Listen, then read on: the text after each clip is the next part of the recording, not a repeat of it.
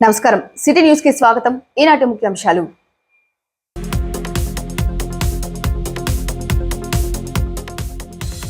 ఘనంగా యుగ పురుషుడు నందమూరి తారక రామారావు వర్ధంతి వేడుకలు। ఎన్టీఆర్ కు ఘన నివాళులర్పించిన చీఫ్ విప్ జీవి, మంత్రి గొట్టిపాటి, మాజీ MLA Makkena.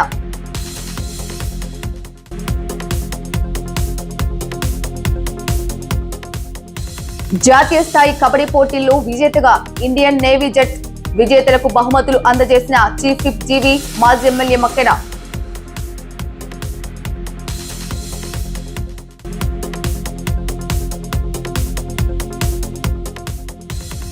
Single use plastic వాడకుండా జూట్ బ్యాగ్లను ఉపయోగించాలన్న కమిషనర్, స్వచ్ఛ వినుకొండకు పట్టణ ప్రజలు సహకరించాలని విజ్ఞప్తి।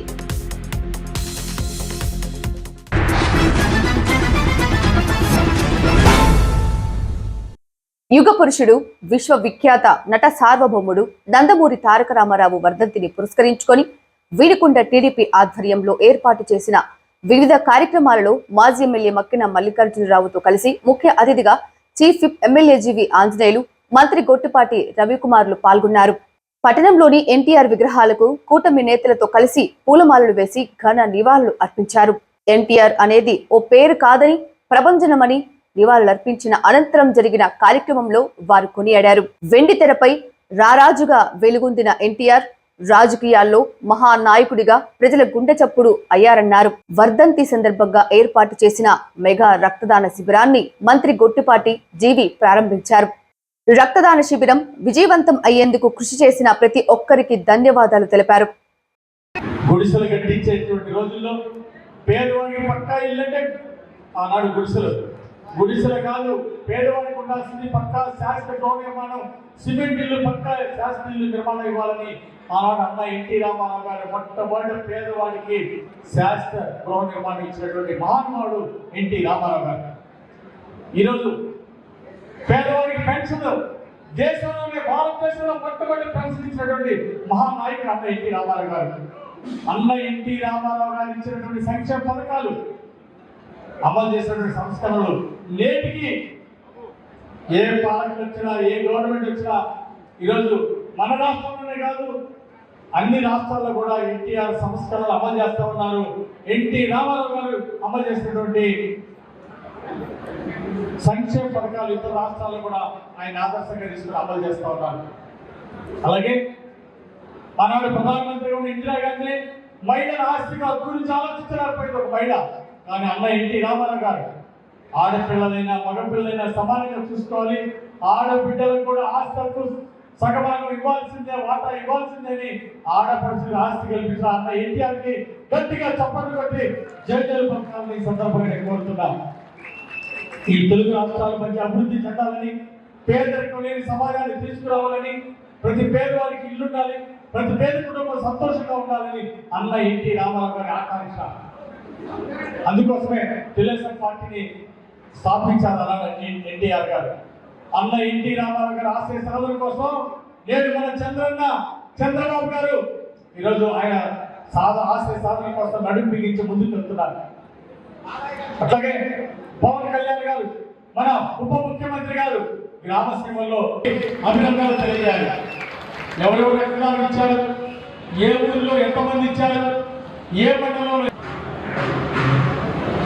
3 గంటల తర్వాత 2:30 సందేశాత్మక సినిమాలు తీశారు, సమాజానికి ఉపయోగపడే సినిమాలు తీశారు। ఆ విధంగా ఒక స్ఫూర్తితోటి, జన్మభూమి స్ఫూర్తితోటి, దేశభక్తి భావాలతోటి అన్న ఎన్టీ రామారావు గారు గొప్ప గొప్ప సినిమాలు, మరి అలాగే గొప్ప అన్న ఎన్టీ మానికొండ శివప్రసాద్ గారు మన రాష్ట్ర తెలుగుదేశం పార్టీ గతంలో గుడిసెలకే పరిమితమైనటువంటి అభివృద్ధి పేదవాడి ఇల్లంటే, కానీ పేదవాడికి గుడిసె కాదు, శాశ్వత పక్కా సిమెంట్ ఇల్లు ఉండాలి, పక్కా శాశ్వత గృహ నిర్మాణం జరగాలని అలాంటి ఎన్టీఆర్ కార్యక్రమాన్ని ప్రవేశపెట్టారు। పేదవాడి ఆకలి తెచ్చడం కోసం కిలో ₹2 బియ్యాన్ని ఆ రోజు ప్రవేశపెడితే ఈరోజు చంద్రబాబు గారు దాన్ని కిలో రూపాయికే ఆ బియ్యాన్ని అందజేస్తూ పేదవాడి ఆకలి తెచ్చే పథకాన్ని ఈరోజు అమలు చేస్తూ ఉన్నారు చంద్రబాబు గారు। ఎన్టీ రామారావు గారు శాశ్వత గృహ నిర్మాణం పెట్టినా, కిలో ₹2 బియ్యం పేదవాడి ఆకలి తెచ్చే పథకం పెట్టినా, అట్లాగే పేదవాడికి సంక్షేమ పథకాలు ఆనాడు పెన్షన్ మొట్టమొదటి ప్రవేశపెట్టినటువంటి మహానుభావుడు ఎన్టీఆర్. ఆ విధంగా తెలియసి వచ్చినాకనే ఎన్టీఆర్ గారు పార్టీ అధికారంలోకి వచ్చిన తర్వాతనే దేశంలోనే సంక్షేమ పథకాలు ఆదర్శంగా జరిగినాయి. తెలుగుదేశం ప్రభుత్వం చేసినటువంటి సంక్షేమ పథకాలు, ఆ రోజు ఎన్టీఆర్ గారు చేసిన పథకాలు ఈరోజు అన్ని రాష్ట్రాల్లో ఆదర్శంగా నిలబడ్డాయి. దీన్ని అన్ని రాష్ట్రాలు అమలు చేస్తున్నారు దేశవ్యాప్తంగా. ఆ విధంగా అన్న ఎన్టీ రామారావు గారు స్ఫూర్తి, ప్రజాస్వామ్య విలువల్ని గౌరవించినటువంటి గొప్ప వ్యక్తి అన్న ఎన్టీఆర్. ఆడపడుచులకు ఆస్తి తక్కిచ్చి వాళ్ళ గౌరవాన్ని పెంచారు అన్న ఎన్టీ రామారావు గారు.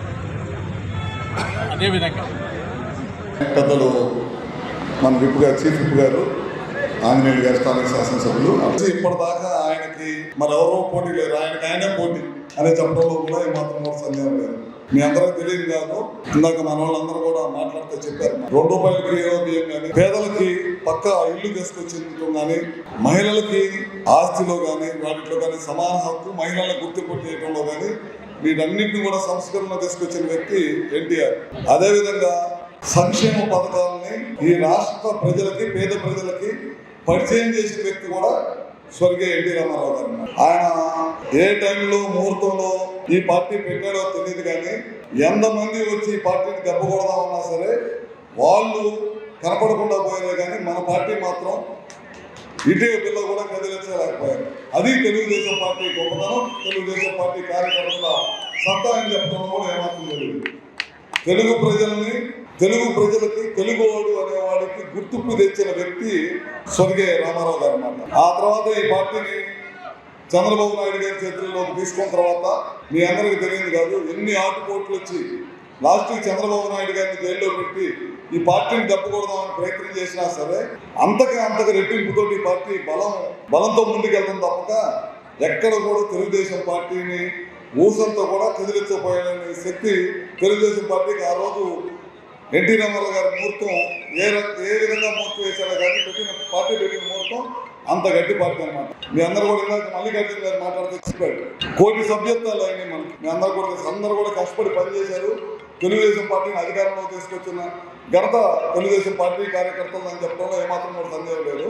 అదేవిధంగా ఇవాళ మెంబర్షిప్ డ్రైవ్ పెడితే విపరీతంగా మెంబర్షిప్లో పాల్గొన్నారు. నాకు తెలిసి ఈ దేశంలో ఎక్కడ కూడా 1,000,000 మెంబర్షిప్ ఉన్న ప్రాంతీయ పార్టీ ఏదైనా ఉందంటే అది తెలుగుదేశం పార్టీ. రైతులకి మోటార్లు ఉన్నాయి కదా, విద్యుత్ మోటార్లకి మీటర్లు బిగిస్తున్నారు. రాబోయే రోజుల్లో కరెంటు బిల్లు వేస్తారనేది మళ్ళీ ఒక ప్రచారం చేశారు. ఈ 2 ప్రచారాలు.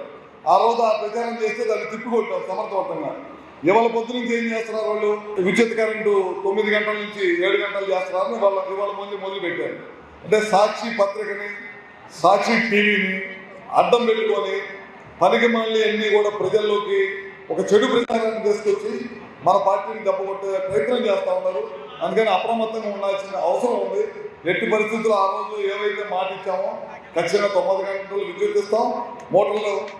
విద్యుత్ మీటర్లకి ఎట్టి పరిస్థితుల్లో మీటర్లకు ఇచ్చే ప్రసక్తి లేదు. ఇవన్నీ ఏదైతే అనుకున్నామో అన్నీ కూడా తప్పకుండా చేస్తాం. రాబోయే రోజుల్లో చంద్రబాబు గారి నాయకత్వం, అదేవిధంగా మన డిప్యూటీ సీఎం పవన్ కళ్యాణ్ గారు ఉన్నారు, పైన బీజేపీ నాయకులు, బీజేపీ మన ప్రధానమంత్రి గారు ఉన్నారు. అందరూ కలిసిగా పనిచేసుకుంటూ ఈ రాష్ట్రం అభివృద్ధి దశలో ముందుకెళ్తామని చెప్పి కూడా మరొకసారి తెలియజేసుకుంటూ, ఏదైతే ఇందాక మన ఆంజనేయులు గారి కానీ ఏదైతే చెప్పారో ఖచ్చితంగా అభివృద్ధికి సంబంధించిన ఏదైనా సరే నా వంతు సహాయ సహకారాలు ఎప్పుడు అందిస్తాం. అదేవిధంగా ఇవాళ నేను ఎక్కడున్నా, ఆంజనేయులు గారు ఉన్నా, ఎవరున్నా సరే పార్టీ పదవుల్లో మేము అందరం ఇక్కడ ఉండి మాట్లాడుతున్నామంటే అదంతా కూడా కార్యకర్తలు వల్లే అని చెప్పి కూడా తెలియజేసుకుంటూ, కార్యకర్తలకి ఎప్పుడు కూడా తెలుగుదేశం పార్టీ అండగా ఉంది. ఇందాక మల్లికార్జున గారు చెప్పారు గుర్తించే కార్యక్రమాన్ని. ఎప్పుడు కూడా కార్యకర్తలు ప్రత్యేకంగా గుర్తించాల్సిన అవసరం. అందరూ కూడా మనందరం కూడా కుటుంబ సభ్యులుగా ఉన్నాం కాబట్టి మనందరం ఈ పార్టీని ముందుకు తీసుకెళ్తున్నాం. ఖచ్చితంగా గతంలో ఎవరైతే పార్టీ కోసం పనిచేశారో వాళ్ళందరూ కూడా మంచి గుర్తింపుతో పాటు మంచి స్థానం కూడా కల్పించాలని చెప్పి కూడా మరొకసారి మేమందరం కూడా ఆ పనిలో ఉంటామని చెప్పి మరొకసారి తెలియజేసుకుంటూ, ఇవాళ నందమూరి తారక రామారావు గారి వర్ధంతి కార్యక్రమంలో మేము కూడా పాల్గొనే అవకాశం కల్పించినందుకు అందరూ కూడా మరొకసారి నమస్కారాలు తెలియజేసుకుంటూ సెలవు తీసుకుంటాం. ఆంధ్రప్రదేశ్ ప్రభుత్వ చీఫ్ అయినటువంటి జీవి ఆంజనేయులు గారి నాయకత్వంలో వినుకొండలో ఎప్పుడు 29వ సంవత్సరం ఎన్టీ రామారావు గారి వర్ధంతి సందర్భంగా ప్రతి సంవత్సరం ఇక్కడ భారీగా పెద్ద ఎత్తున తెలుగు యువత, తెలుగుదేశం పార్టీ నాయకులు, అలాగే తెలుగు విద్యార్థి అందరూ కలిసి భారీ ఎత్తున రక్తదానం చేయడం జరుగుతుంది. ఈ సంవత్సరం కూడా పెద్ద ఎత్తున యువత అందరూ జీవి ఆంజనేయులు గారి నాయకత్వంలో అందరూ పాల్గొని చాలా బాగా విజయవంతం చేస్తున్నందుకు పేరు పేరున కృతజ్ఞతలు. సంక్రాంతి పండుగ సందర్భంగా ఈపూరు మండలం ముప్పాళ్ల గ్రామంలో రైతు మిత్ర కమిటీ ఆధ్వర్యంలో నిర్వహించిన 33వ జాతీయ స్థాయి కబడ్డీ పోటీలలో ఇండియన్ నేవీ జట్టు ప్రథమ స్థానంలో నిలిచి 3 లక్షల రూపాయలు, ద్వితీయ స్థానంలో తమిళనాడు 2 లక్షల రూపాయలు, తృతీయ స్థానంలో ఎస్వీఎస్ టాస్ జట్టు 1 లక్ష రూపాయలతో కప్పులను గెలుచుకున్నాయి. విజేతలకు ఏపీ చీఫ్ విప్ జీవి ఆంజనేయులు, మక్కినలు బహుమతులను అందజేశారు. గత 33 సంవత్సరాల నుండి ముప్పాళ్ల గ్రామంలో రైతు మిత్ర కమిటీ సభ్యులు విజయవంతంగా కబడ్డీ పోటీలను నిర్వహించడం ముప్పాళ్లకు గర్వకారణమని అన్నారు. కబడ్డీ పోటీలు విజయవంతం కావడానికి సహకరించిన దాతలు, గ్రామస్తులు, క్రీడాకారులకు అభినందనలు తెలిపారు. అంతర్జాతీయ స్థాయి ఒలింపిక్స్ లో ఏపీ క్రీడాకారులను విజేతలుగా నిలపాలన్నదే కూటమి ప్రభుత్వ లక్ష్యమని జీవి అన్నారు. వినుకొండలో కూడా మంచి ఇండోర్, అవుట్డోర్ స్టేడియాన్ని, పార్కును ఏర్పాటు చేసి క్రీడాకారులను ప్రోత్సహించేందుకు కోచ్ను నియమిస్తామన్నారు. గత 33 సంవత్సరాల నుండి ఈ టోర్నమెంట్ పెద్ద స్థాయిలో చాలా విజయవంతంగా జరుగుతున్నందుకు కమిటీకి, అలాగే ఈ గేమ్స్ని ప్రోత్సహిస్తున్నటువంటి క్రీడాకారులకి, ఎక్కడో చాలా దూరం నుంచి ఆటలాడుతున్నటువంటి క్రీడాకారులకి అభినందనలు తెలియజేస్తున్నా. అలాగే దీన్ని ప్రోత్సహిస్తున్నటువంటి ప్రజలకి ఎంతో ఖర్చుతో కూడుకున్నది, ఆయా చాలా శ్రమపడి చక్కగా ఆర్గనైజ్ చేస్తున్నటువంటి టీంకి, దీనికి సహకరించినటువంటి డోనర్స్ అందరికి కూడా అభినందనలు తెలియజేస్తున్నా. ఈరోజు ఎన్డీఏ ప్రభుత్వం అధికారంలోకి వచ్చింది, మళ్ళీ క్రీడల్ని చక్కగా ప్రోత్సహిస్తూ ఉంది ఎన్డీఏ ప్రభుత్వం. చంద్రబాబు నాయుడు గారు భవిష్యత్తులో ఇంటర్నేషనల్ లెవెల్లో ఒలింపిక్స్ గేమ్స్లో కూడా మన ఆంధ్రప్రదేశ్ నుండి క్రీడాకారులు ఎన్నో విజయాలు సాధించాలని, గోల్డ్ మెడల్స్ సాధించాలని ఆకాంక్షతో ఈరోజు ఎన్డీఏ ప్రభుత్వం, చంద్రబాబు గారు ప్రోత్సహిస్తూ ఉన్నారు. మంచిగా క్రికెట్ కూడా ఆడే విధంగా వినుకొండలో నంబర్ 1 స్టేడియం నిర్మాణం పూర్తి చేస్తాం. వినుకొండలో స్విమ్మింగ్ పూల్ ఏర్పాటు చేసి స్విమ్మింగ్ పూల్లో కూడా క్రీడాకారుల్ని ప్రోత్సహిస్తామని ఈ సందర్భంగా నేను తెలియజేస్తున్నా. అదేవిధంగా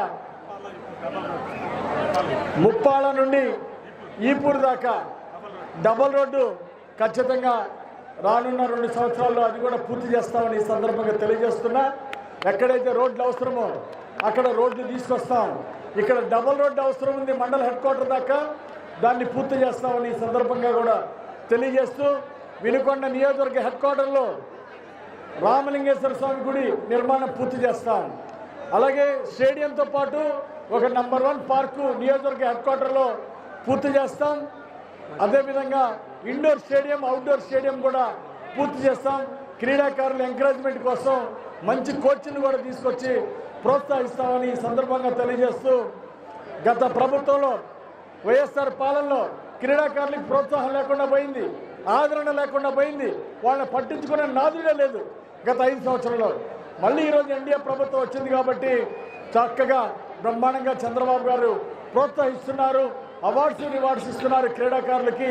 కాబట్టి క్రీడల్లో కూడా రిజర్వేషన్ పెంచారు, అంటే ఉన్నత చదువులకు కానీ ఉద్యోగాల్లో కూడా రిజర్వేషన్లు పెంచడం జరిగింది. గేమ్స్కి ఈ అవకాశాన్ని కూడా వినియోగించుకోవాల్సిందిగా అందరిని కోరుకుంటూ, మన ప్రాంతం యొక్క అభివృద్ధికి ప్రతి గ్రామంలో ఉన్నటువంటి యువత ఆ గ్రామాల యొక్క అభివృద్ధికి నడుం బిగించాలని ఈ సందర్భంగా నేను యువత అందరికీ కూడా పిలిపిస్తున్నా. సెలవు తీసుకుంటున్నాను.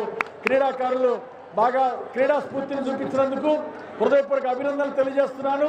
ఎంతో దూరం నుండి మా ముప్పాళ్ళ గ్రామం వచ్చినందుకు, మా వినుకొండ నియోజకవర్గం వచ్చినందుకు క్రీడాకారులందరికీ అభినందనలు తెలియజేస్తూ, భవిష్యత్తులో కూడా ఇలాగే ప్రతి సంవత్సరం ఈ క్రీడాకారులు ఇక్కడికి రావాలని కోరుకుంటూ సెలవు తీసుకుంటున్నాను.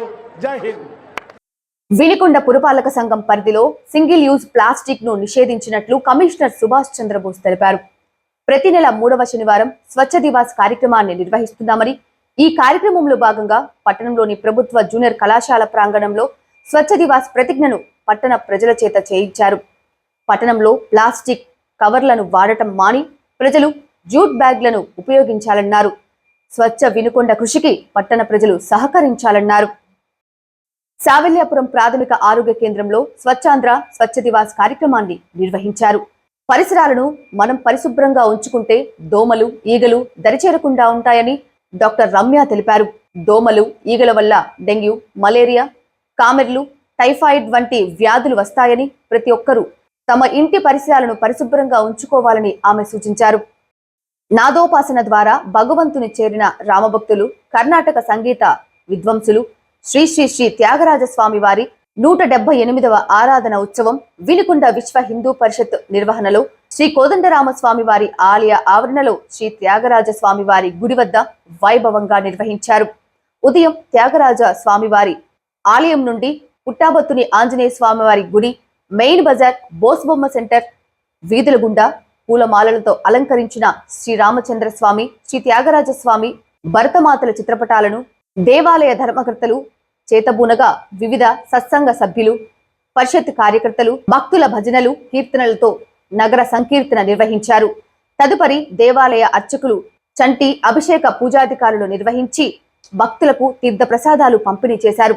ఈ సందర్భంగా త్యాగరాజ స్వామి వారి జీవిత విశేషాలను మరియు ఆలయ నిర్వహణ, ఉత్సవాలు వైభవంగా జరిగే విధంగా ఒక శాశ్వత ప్రణాళిక ఆవశ్యకతను విశ్వ హిందూ పరిషత్ పల్నాడు జిల్లా అధ్యక్షులు శ్రీ భాగవతుల రవికుమార్, శ్రీ గజవల్లి నాగపవన్ కుమార్, శంకర్ సత్సంగ నిర్వాహకులు తెలగంశెట్టి పావని, పట్టణ పురోహితులు శ్రీ ఎడవల్లి శ్రీనివాస్ శర్మలు వివరించారు. సిటీ న్యూస్ ఇంతటితో సమాప్తం. తిరిగి రేపటి సిటీ న్యూస్ లో మళ్ళీ కలుద్దాం. అంతవరకు సెలవు. నమస్కారం.